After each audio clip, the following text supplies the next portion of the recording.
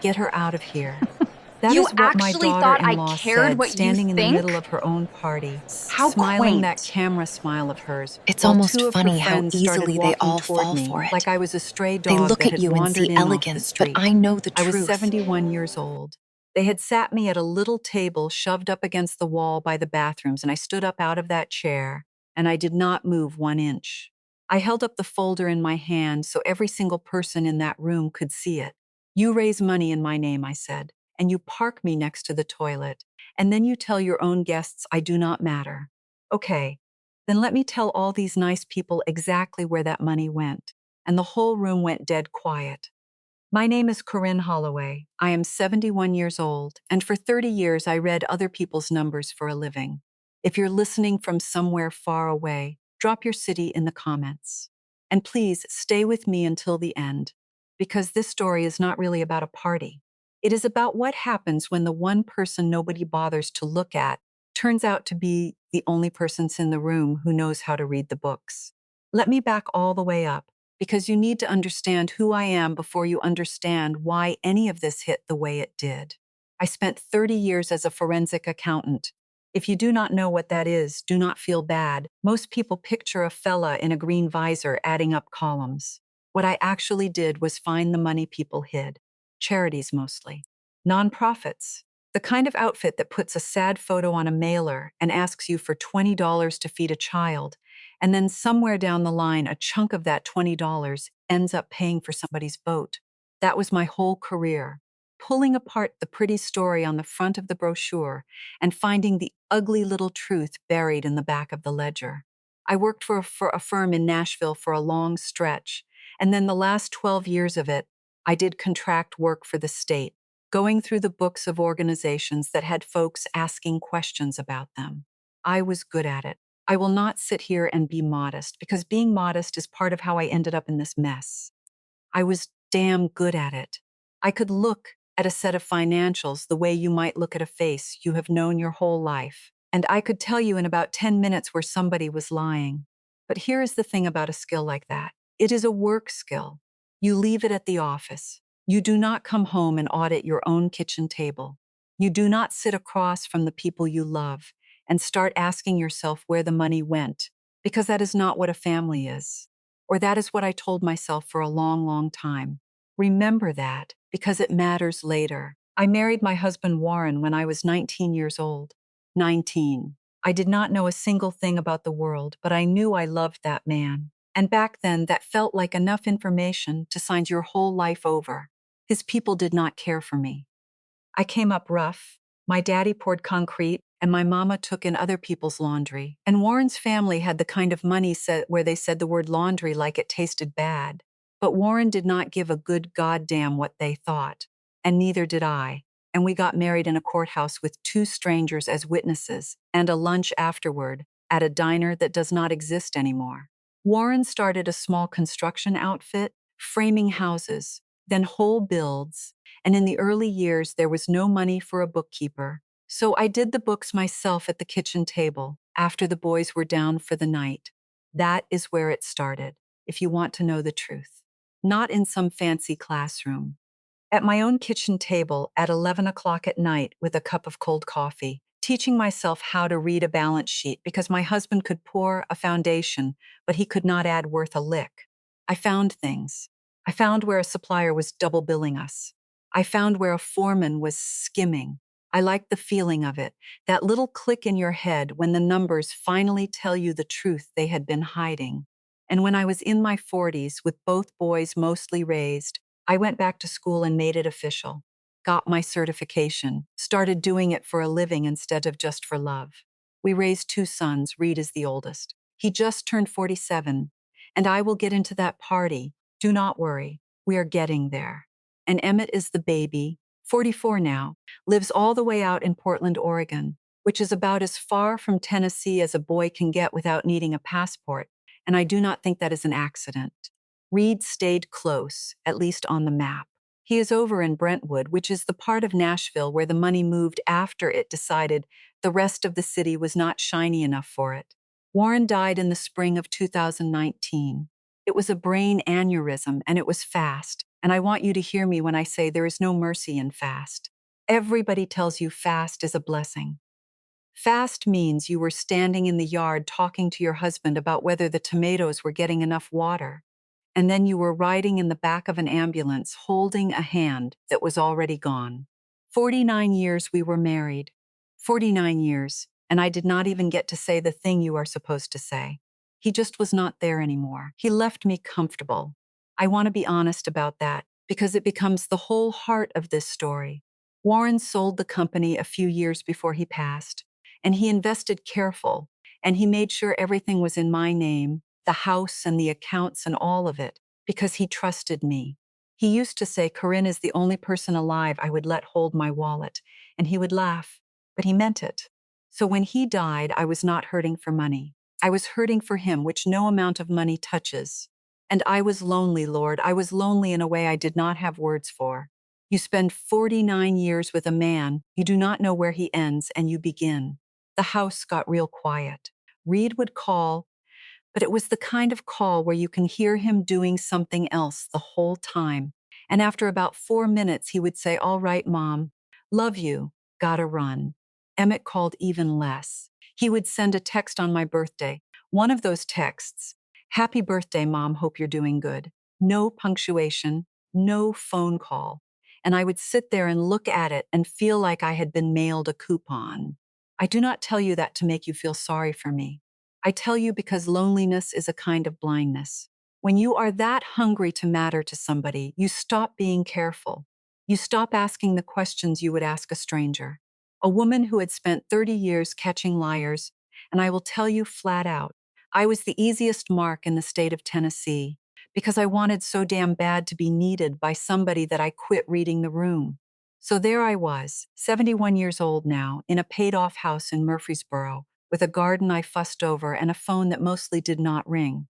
A woman who could find the rot in anybody's books but her own. That is, who was standing by that bathroom in Brentwood holding a folder. That is who they thought did not matter. They were about to find out different. But before I get to the party, I have to tell you about the woman who walked into my life right when I was at my lowest and made me feel like I was somebody again. Her name was Sloan, and she was very, very good at what she did. I met Sloan about a year and a half after Warren passed, and I want to be fair to her, because the easy thing to do in a story like this is to make the other person a monster from the first sentence. But she was not a monster when I met her. That is the whole trick of it. If people showed up as monsters, none of us would ever get took. Reed brought her around. He had been divorced from his first wife for a good while. That is Wren's mother, and I will get to Wren, because that girl is the one bright thing in all of this. But Reed showed up at my house one Sunday with this woman on his arm, and she was younger than him by a stretch, and she was pretty in that polished way where you cannot tell how much of it is God and how much of it is money. Sloan Merritt. She shook my hand with both of hers, held on a beat longer than a stranger would, and looked me dead in the eye like I was the most interesting person she had ever come across. And she asked me questions. Do you understand how rare that is when you are a widow in your late 60s? People had stopped asking me things. They asked how I was holding up, which is not a question. It is a door they want you to close quick so they can move on. Sloan asked me about Warren. She asked me what he was like, what our life had been, what I had done for work. And when I told her I had been a forensic accountant, most folks glaze over right about then, but her whole face lit up. She said that was the most fascinating thing, that I had spent my life protecting people from getting cheated. She said it like it was noble. Nobody had ever called my work noble. They usually called it the thing where you count numbers. I fell for it. There is no dressing it up. I fell for the whole show hook, line, and sinker because I was starving and she showed up with a plate. Sloan had a following online. I did not fully understand what that meant at first, being 70 years old and barely able to work my own phone. But she made videos and hundreds of thousands of people watched them, and she talked about family and caregiving and loving your elders. That was her whole thing, her brand, they call it. She was the girl who reminded a busy, distracted country to go call their grandmother. And it came from a real place. I will give her that too, because early on she told me about her own grandmother. a woman who raised her when her mama could not, and who died alone in one of those warehouse nursing homes where they park old people and forget them. Sloane cried when she told me that story. Real tears or tears good enough that I could not tell the difference. And God help me, I still cannot. So when she came to me with the idea for a foundation, it landed on soft ground. She wanted to start a nonprofit for isolated seniors. The Second Spring Foundation, she called it. The idea being that the last part of your life could bloom again instead of just rotting off the branch. And she wanted me to be part of it. Not a checkbook, she said. A founder. A voice. She said my whole life had been about protecting people from being taken advantage of, and here was a chance to protect the most taken advantage of people there are, the old and the lonely. Sweet Jesus, she knew exactly which button to push.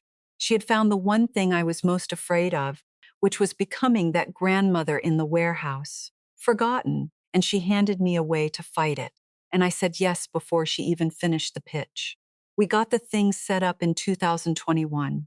And over the next 4 years, I gave. I gave the way you give when you have finally found somewhere to put all the love that has got no place to go since your husband died. I put in $100,000 to found it. When she ran a matching campaign the first year, where every dollar donated would get matched, I put up $60,000 to be the match. I sponsored the annual gala 2 years, running $40,000 all told for a fancy dinner with a silent auction where people in nice clothes felt good about themselves for an evening. I bought a seat on the board, another 25,000, though I never once saw a real financial statement, and I am going to come back to that because it is the part I am most ashamed of. And there were the little ones scattered all through. 5 here, 10 there. A check whenever Sloane mentioned a program was short. By the time it all shook out, I had put better than $300,000 into that foundation. And I was happy to. That is the part I need you to sit with. I was not bitter about a dime of it while I was giving it. I felt useful. For the first time since Warren went in the ground, I woke up in the morning with a reason. Sloane would post a video and mention her mother-in-law who inspired the whole mission, and my phone would light up with strangers being kind to me, and I would sit at my kitchen table and cry good tears for once. I mattered to somebody. That was worth $300,000 to me, and I would have paid it twice. Now, here is where you start to see it. If you are watching close, the same way I should have been watching close. I never saw the books. Me. A woman who spent 30 years reading other people's books for a living, and I never once got a straight look at the financials of the foundation with my own name half welded onto it. And it was not an accident, though I did not know that yet. Sloane managed me, that is the honest word for it. She kept me in the part of the operation that felt good, the mission, the videos, the galas where I got to wear my nice dress and have people be sweet to me. And she kept me clean away from the part where the money actually moved. Every time I got near it, she had a way of turning me back around without me even feeling the hand on my shoulder. Oh, you have done books your whole life, Corinne. You are retired now. Let us handle the boring stuff. You just be the heart of this thing. And I let her. God forgive me.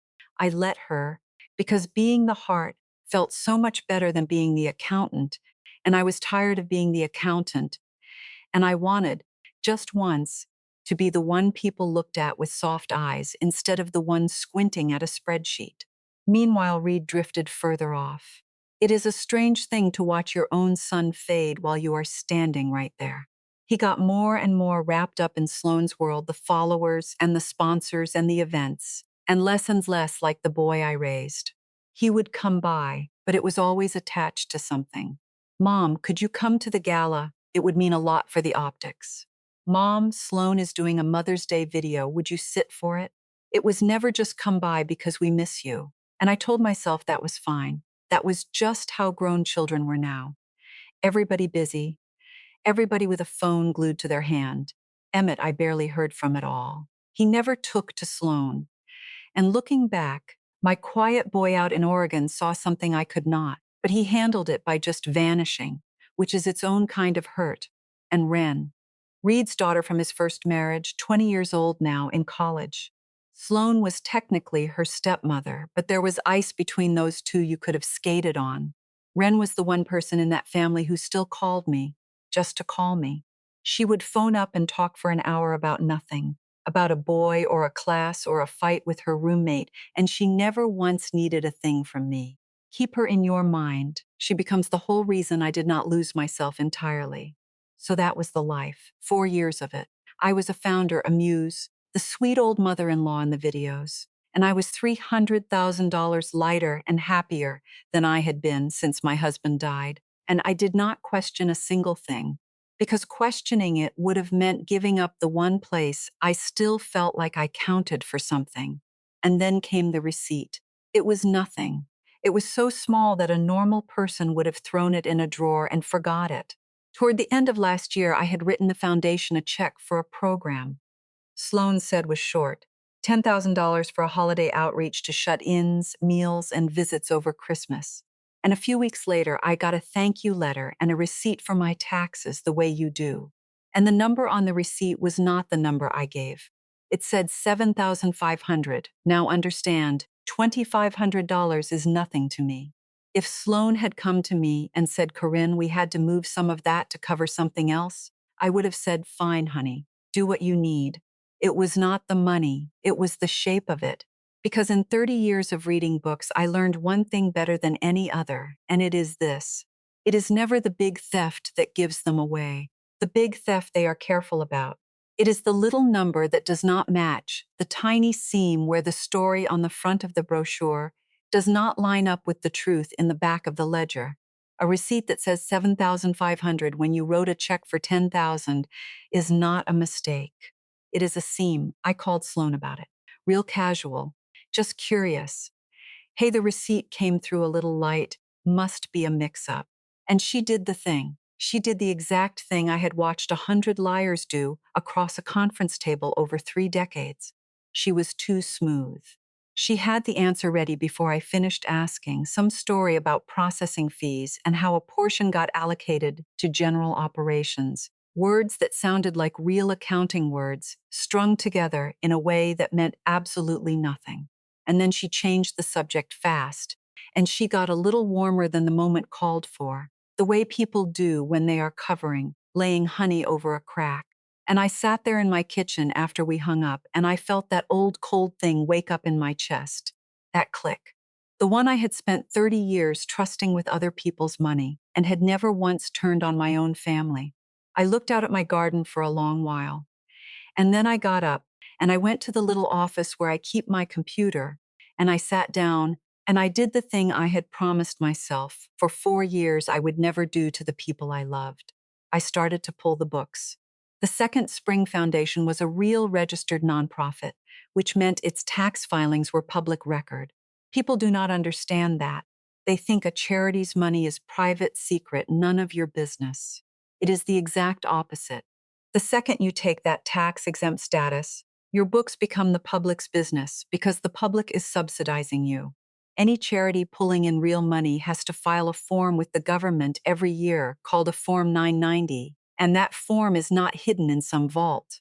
Anybody with a computer and 10 minutes can pull it up free of charge on a website that keeps them all. I had pulled thousands of them over my career.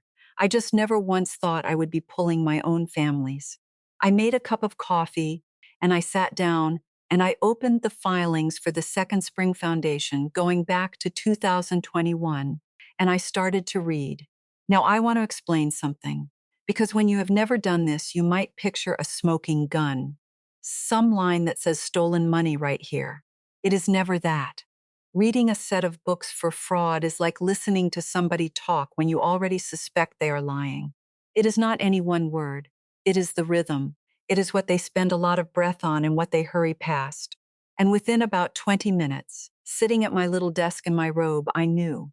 I knew the way I had known 100 times before, except this time it was my name on the letterhead and son's wife on the other end of it, and the knowing did not feel like winning. It felt like the floor going out. Here's what the books told me. The first thing, money came in strong. Sloan was good at raising it. I will never take that from her. She could make strangers open their wallets like nobody I ever saw. Hundreds of thousands of dollars a year flowing into that foundation, from her followers, from her galas. from her matching campaigns.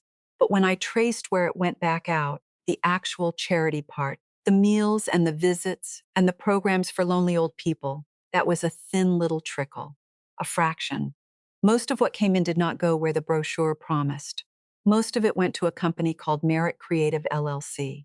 And it went out under words that sound like nothing when you say them fast. Consulting, brand development, content production, strategic services, travel, a line for a studio build-out, another for creative direction. Page after page of money leaving the charity and landing at Merit Creative for services rendered. And Merit Creative LLC was Sloane's own company. She owned it outright. That is the whole con right there, and it has a name. In my business, we call it private inurement, which is a fancy way of saying the money that was supposed to serve the mission got quietly funneled to benefit an insider instead. It is against the law. A tax-exempt charity is not allowed to exist as a feeding tube for the person who runs it.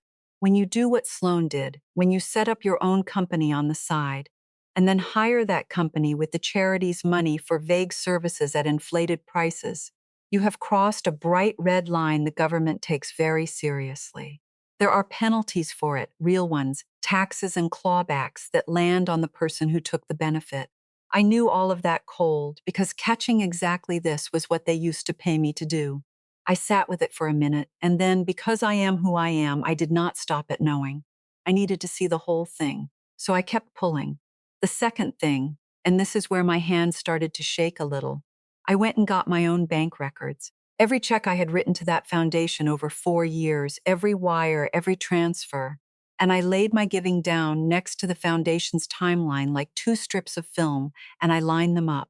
My 100,000 founding gift, my 60,000 match, my gala sponsorships, my board seat, all of it. And I watched month by month as my money came in the front door of that charity and walked right back out the side door to Merit Creative. Not in some blurry mixed-up way where you cannot tell whose dollar was whose. The timing was too clean. I would give, and within days a payment of a suspiciously similar size would flow out to Sloane's company. My founding gift landed, and that same quarter Merit Creative got paid for a studio build-out. I found later that studio was a renovation on the pool house behind Reed and Sloane's place in Brentwood. My matching money came in, and out it went for creative direction and travel. And the travel turned out to be trips that showed up on Sloane's own videos as vacations. I was not a donor to a cause. I was the personal bank account of a woman who had figured out that if she called her lifestyle a charity, other people would pay for it and thank her for the privilege. And the person paying the most by a country mile was me, the mother-in-law in her videos, the sweet old inspiration for the whole mission. I was not the heart of the Second Spring Foundation. I was the wallet, and I had been too busy feeling useful to check. I want to tell you I stayed cold and professional. I did not.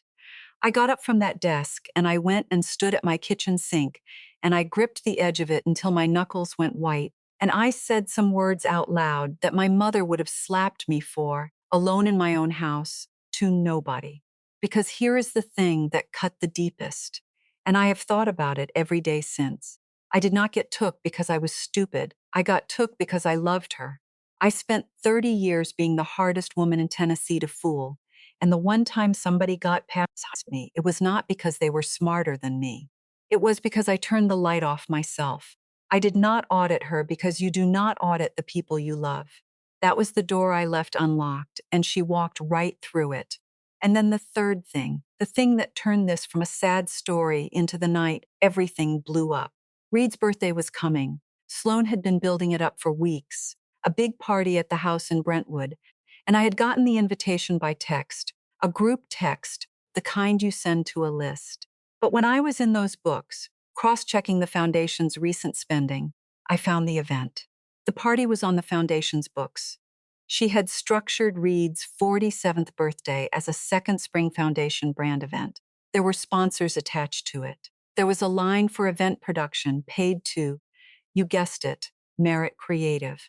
The catering, the rentals, the videographer, the whole glittering evening, it was being paid for out of donations, which meant it was being paid for in large part out of my money.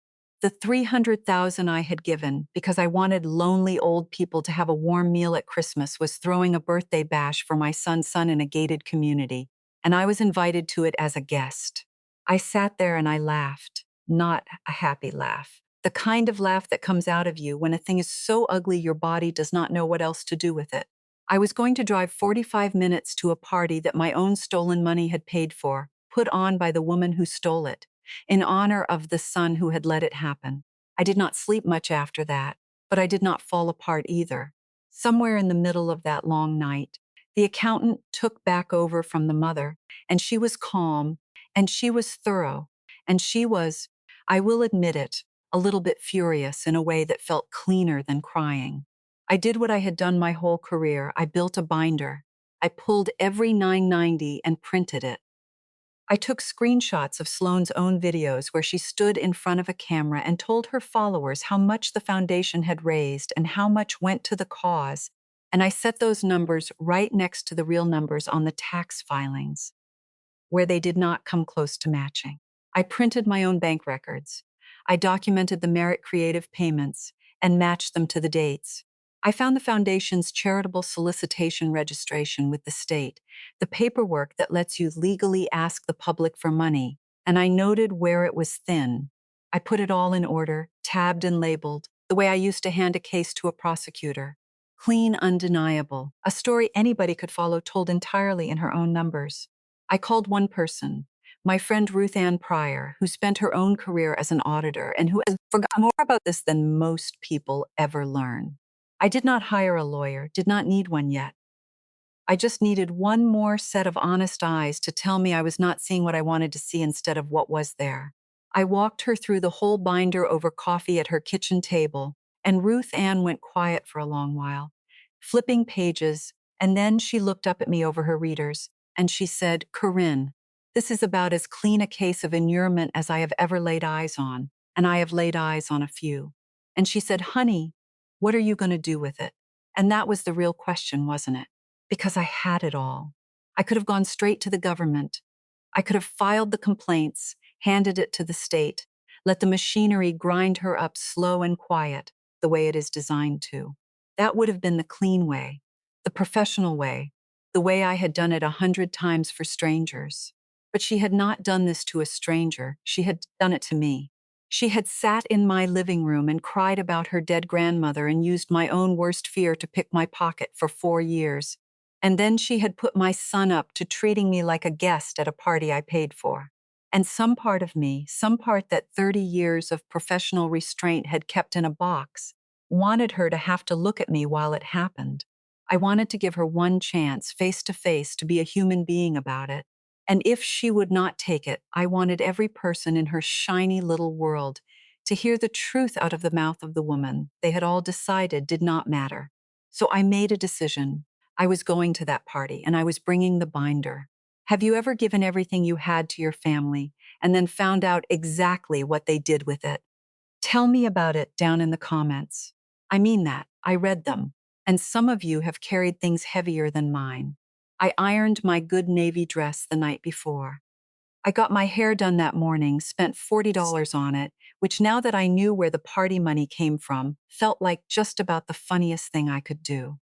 And a little before 7 o'clock, I got in my car, and I drove to Brentwood to go be invisible at my son's birthday one last time. Except this time I knew something all of them did not. I knew how to read the books.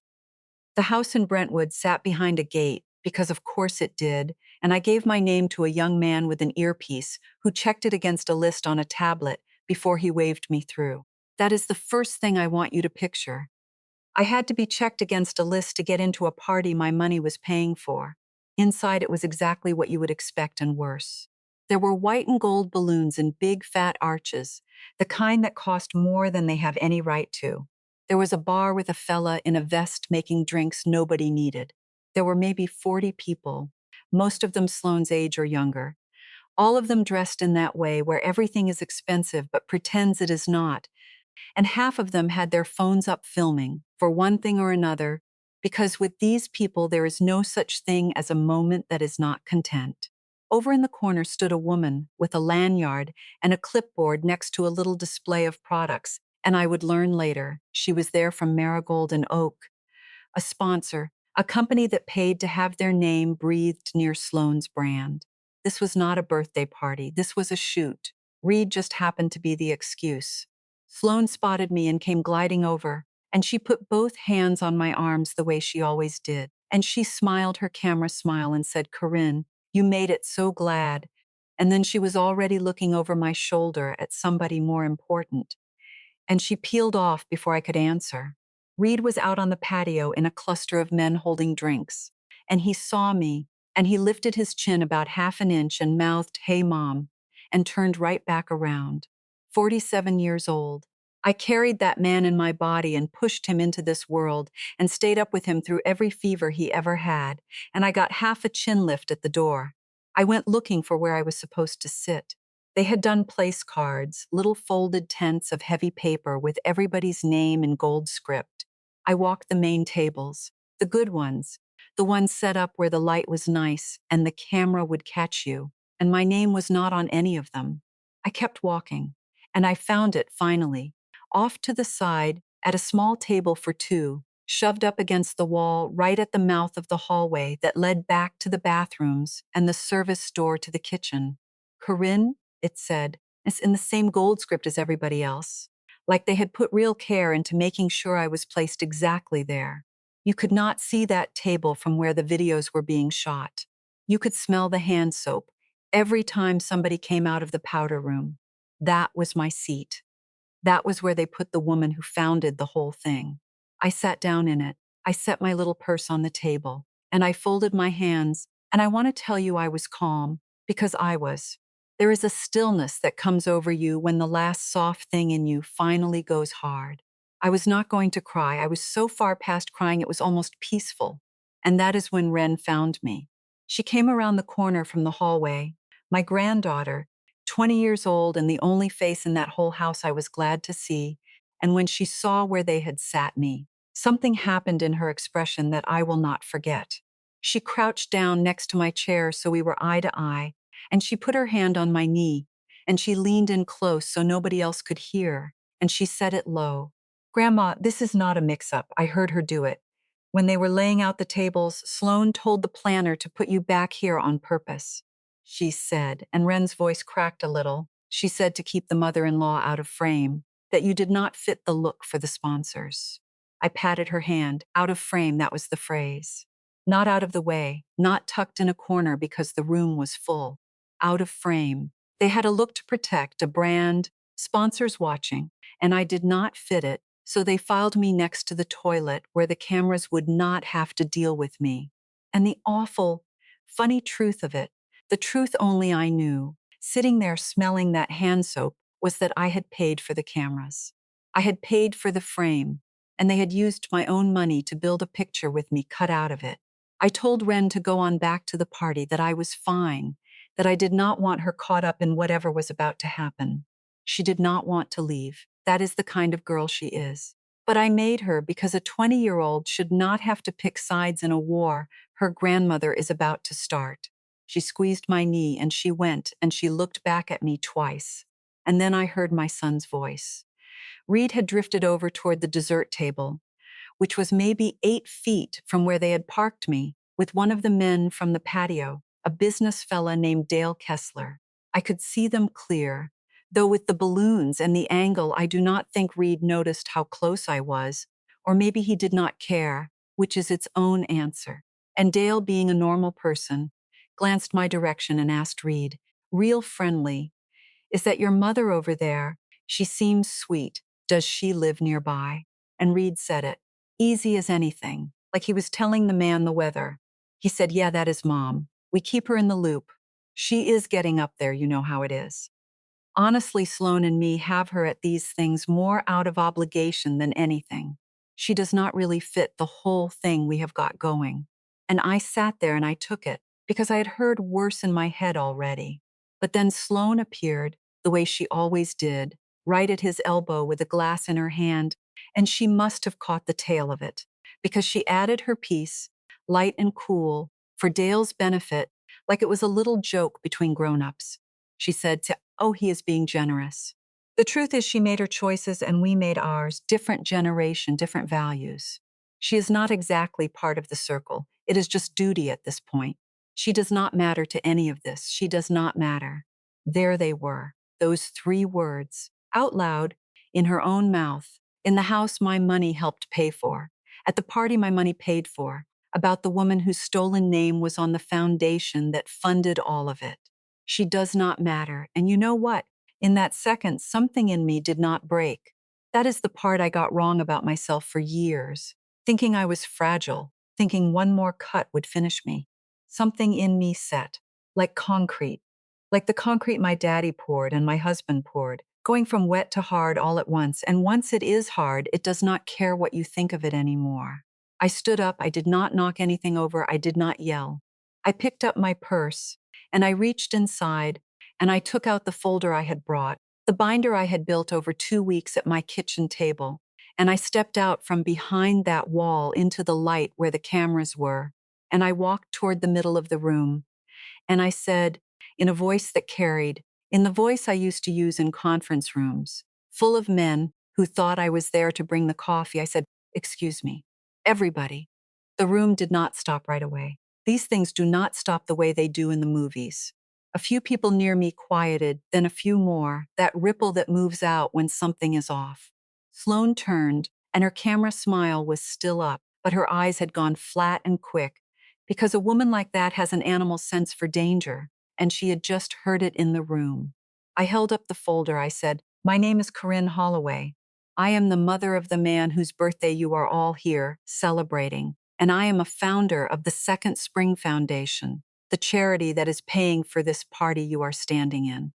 And I spent 30 years of my life as a forensic accountant, finding out where money really goes. So I am going to tell you all where this money really went." That is when Sloane moved. She came toward me fast, still smiling, and she got close and she said under her breath, but not quiet enough, "Corinne, this is not the place. You are confused. Let us go sit down." And then louder, to the room, in a voice dripping with concern, "Oh my gosh. Everyone, I am so sorry. She has not been well. She gets like this." And she turned to two of her friends standing near, young women with their phones already half up. And she said it. She said the thing, "Get her out of here." And I did not move 1 inch. I said, loud enough now that the whole room had gone silent, "I am not confused, honey. I am the least confused person in this house." And I held that folder up higher. And I said, "You raise money in my name, and you sit me next to the toilet so I do not ruin your pictures. And then you tell your own guests I do not matter. Okay, then let me tell all these nice people exactly where their donations went." And here is the thing Sloane did not know, the thing none of them knew, the thing I did not even fully know myself until I saw it later.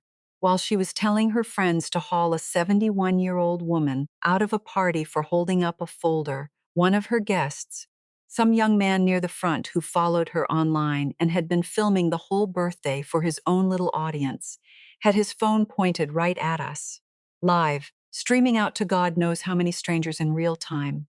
And that camera caught all of it. It caught Sloane's face when it dropped the smile. It caught her saying, "Get her out of here." It caught two young women stepping toward a gray-haired woman in a navy dress who was doing nothing but standing still and holding up a stack of papers.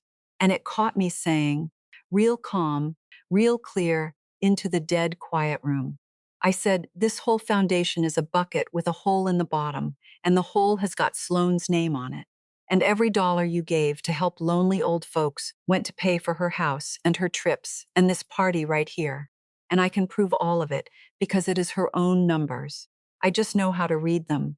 And somewhere out past that gate, past that house, out in the wide world where strangers were already watching a live video of a beloved online mother telling her friends to drag away a little old lady, the whole thing came apart. I did not know that yet. Standing there, I only knew the room. I only knew the silence, and Sloane's white face, and my son Reed frozen by the dessert table with his mouth open, and my granddaughter Wren in the hallway, with both hands pressed over her mouth and tears running down, and the folder steady in my hand because, after 30 years, my hands do not shake when it counts. but it was already out. It was already gone. And there is no getting a thing like that back in the bottle. You have to understand how fast it moves now, because that is the part my generation never quite gets used to. In my day, if you wanted to ruin somebody, you had to work at it. You needed a newspaper, a reporter who would return your calls, weeks of somebody deciding whether the story was worth the ink. Now it takes about an hour. A thing gets loose, and it is everywhere before you have finished your coffee, and there is not a lawyer or a publicist alive who can put their whole body in front of it. That young man's live stream of Reed's birthday had a few thousand people on it, live. By the time I got home to Murfreesboro that night, driving the speed limit the whole way with my hands at 10 and 2 like they teach you, it had been clipped and cut and posted and reposted, and the number was not a few thousand anymore.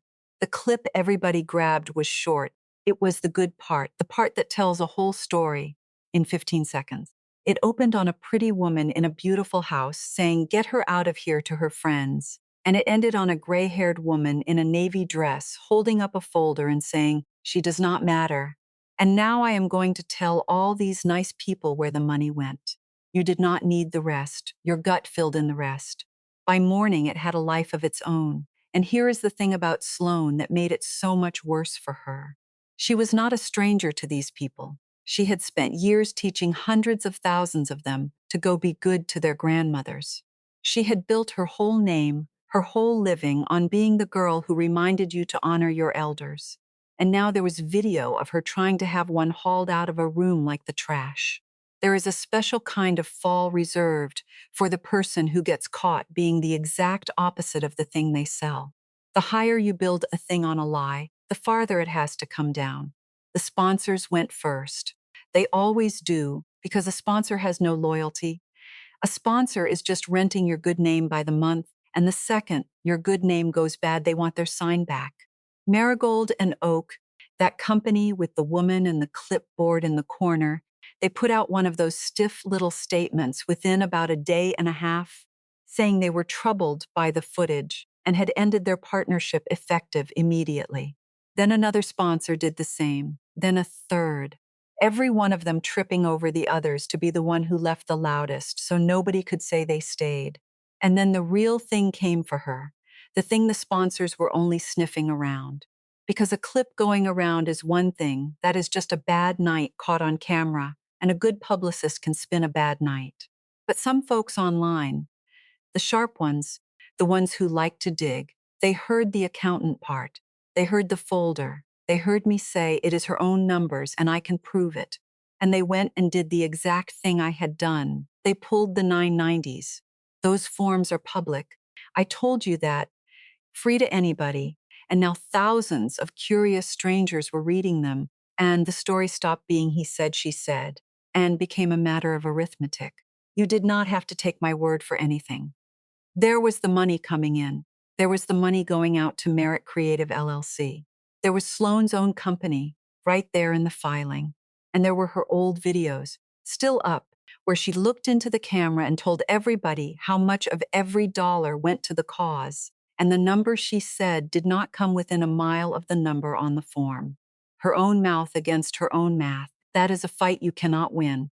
A reporter got hold of it, a real one. A woman named Tessa Lund who covered nonprofits and the kind of quiet money most reporters find boring. She called me. I almost did not pick up, but I did, and I did not give her a sob story. I gave her the binder. I walked her through it the way I walked Ruth Ann through it, clean and slow, no adjectives, just the numbers and where they went. Because that was the whole point. I was never going to stand up in that room and cry about my feelings. Feelings you can argue with. Feelings you can call a confused old woman being dramatic. Numbers you cannot. I had spent my whole life learning that the coldest thing in the world is also the most honest. And now the coldest thing in the world was going to do for me what 47 years of being somebody's mother never could. It was going to make them believe me. Tessa's piece ran, and then others ran off of hers. And once it was in real print with a real byline, it was not gossip anymore. It was a scandal. I did my part quiet and legal because I did not need drama. I had the truth. I filed a complaint with the government about the foundation. There is a form for exactly this. a way for a private citizen to report a tax-exempt organization that is abusing its status. And I filled it out the way an expert fills it out, which is to say it left them nowhere to hide. And I sent everything to the state attorney general's office, too, because a charity that solicits the public falls under the state, and they take a dim view of people who raise money for the lonely and spend it on themselves. I did not have to bluff any of it. Every word I said, in that room and out of it, was true and documented, and the woman I said it about had built her whole life in public, which in the eyes of the law makes her fair game for exactly this kind of truth. There was no lawsuit she could bring against me that would go anywhere, and somewhere in the wreckage a lawyer surely told her so, because the threats her people floated in those first days dried right up. Reed called. Of course he called. 23 times the first day, and I did not pick up, and then he came and stood on my porch and knocked and said, "Mom," through the door, and I stood on the other side of it and listened to my son and did not open it. Because here is what I understood by then that I had not let myself understand for years. Reed was not just a bystander who let it happen. His whole life ran on that money, too. The house, the cars, the world he moved in, all of it was propped up by the same rotten post. And when it came down on him. He was not calling to say, "Mom, I am sorry I let a woman treat you like that for 4 years." He was calling because his life was on fire and I was the fire department. I could hear it in the messages he left. It was never sorry. It was, "Mom, we have to talk. Mom, this is getting out of hand. Mom, you have to make a statement saying you overreacted. Fix it." That was what he wanted, same as always. He wanted his mama to clean up a mess, and this time I let him sit in it. Emmett called from Oregon, and I will give my younger boy this much. He never took a dime of it, and he never defended her. But even Emmett, even him, when he finally got me on the phone, the thing he landed on was, "Mom, are you sure you are not being kind of rash? Maybe you should have handled this private, maybe a mediator." Not once. "Are you okay?"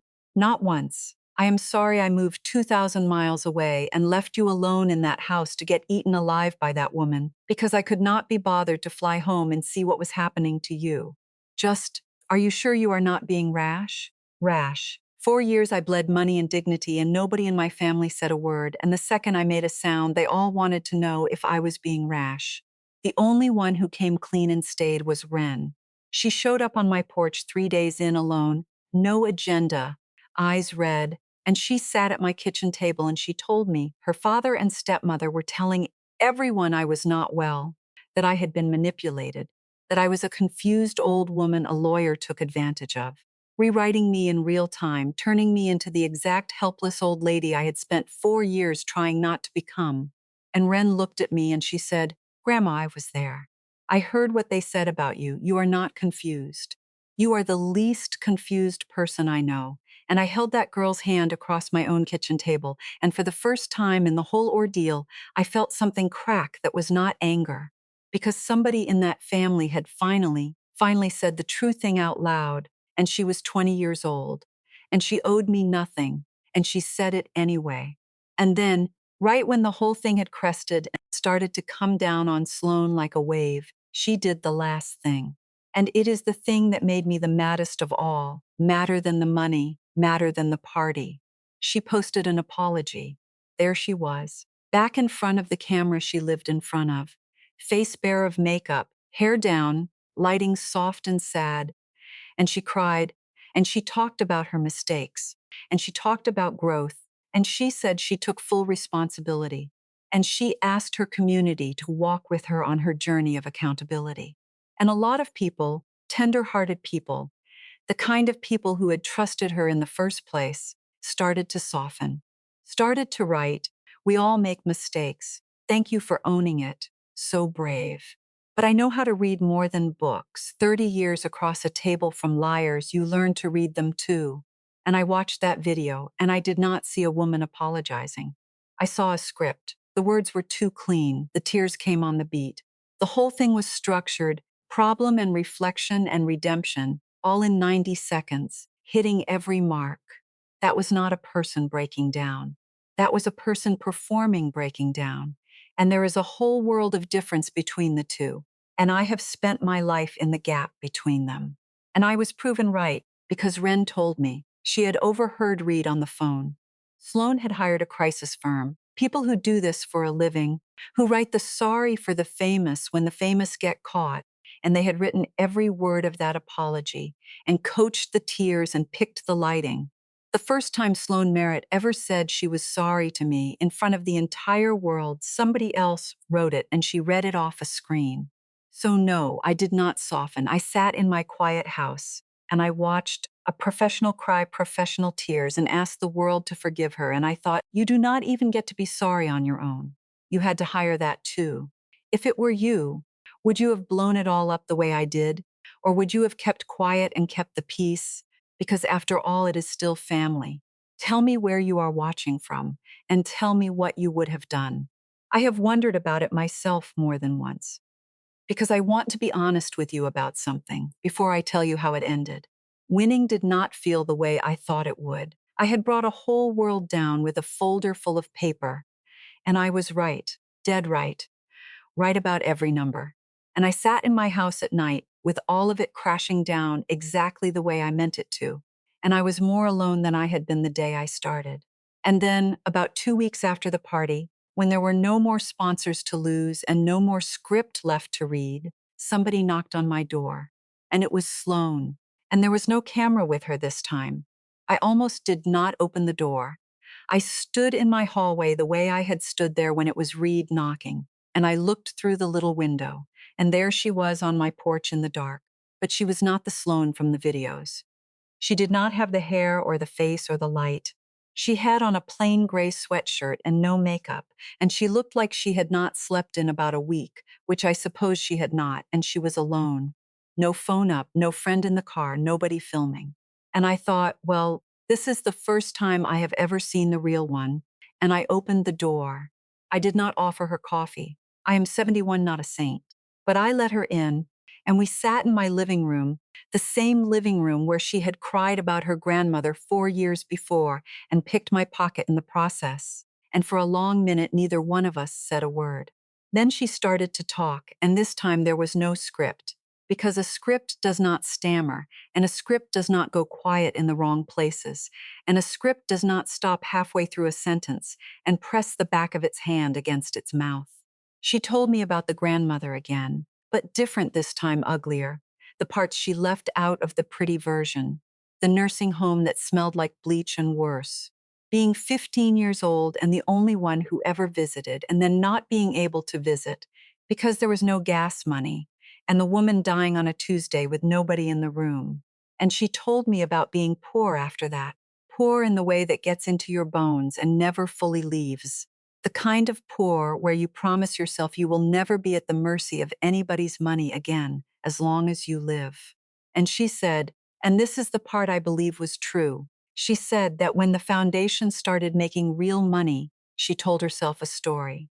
She told herself that she was the mission, that her face, her brand, her life, that was the engine that brought the money in. So keeping her comfortable and shiny and successful was not stealing. It was investing in the thing that helped people. She said she believed it.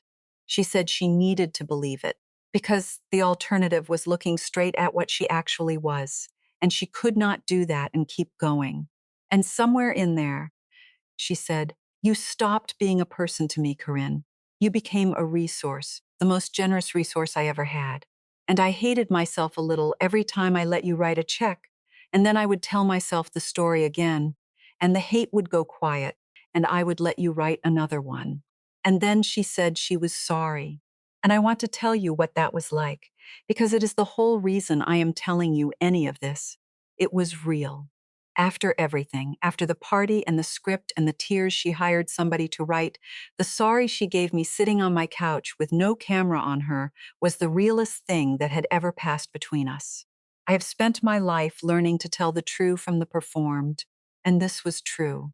She cried, and it was ugly and off the beat, and she could not get the words out clean. And she said, I am so sorry, over and over, and she meant it. And here is what I learned, sitting there, that I did not know before. A real apology does not fix anything. That is the part nobody tells you.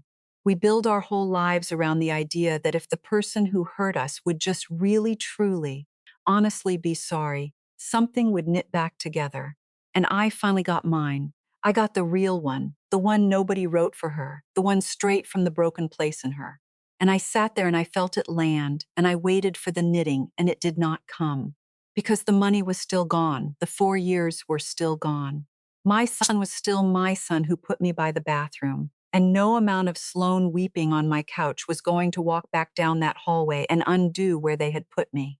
The apology was real and it changed nothing, and both of those things were true at once, and I had to just sit in my own living room and hold them both.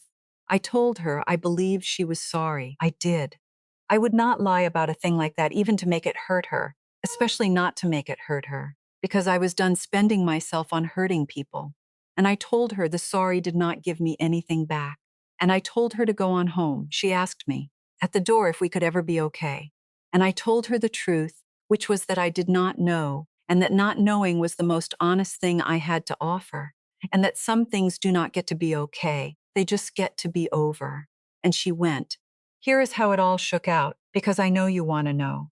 The foundation is finished. The state came in, the government came in, and it is being wound down the way these things get wound down, slow and legal and final. Whatever money is left goes where it is supposed to go now, though there is not much left, because that was the whole problem. Sloan's brand is gone. The sponsors are gone. The deals are gone. The following that made her is scattered. And the girl who taught America to honor its elders will be, for the rest of her life, the woman in the video who said, "Get her out of here." I did not do that to her. Her own numbers did. I just knew how to read them. Reed and I do not speak. I want to be honest about that because this is where you might be waiting for the part where my son comes back to me. He has not. His life fell in on him, and I think somewhere down deep he blames me for holding the match, even though he is the one who built his house out of kindling. Maybe that changes someday. Maybe it does not. I have stopped organizing my heart around the maybe. Emmett calls a little more now, from Oregon. Guilt, mostly, I think, but I will take a call built on guilt over the silence I had before. It is something in Wren. Wren comes by every couple of weeks and sits at my kitchen table and tells me about her life and needs nothing from me. And she is the one true thing I got to keep out of all of it. And she is worth more than every dollar I lost. I set up something for her quiet, for school, for after, not because she came back, because she never left. People ask me if it was worth it, blowing up my own family to prove a point, and I never quite know how to answer that. I spent 30 years finding the money other people hid, and I was good at it, and I still let it happen right under my own nose. You do not audit the people you love. That is the part nobody warns you about. Sloan sends a card sometimes now, and I read it, and I set it down, and I go water my tomatoes. Reed still does not call. I used to think being proven right would feel like winning something. Mostly it just feels quiet, but it is my quiet now in my own house with my own name back. And after all those years of being the woman by the bathroom door, I will take it.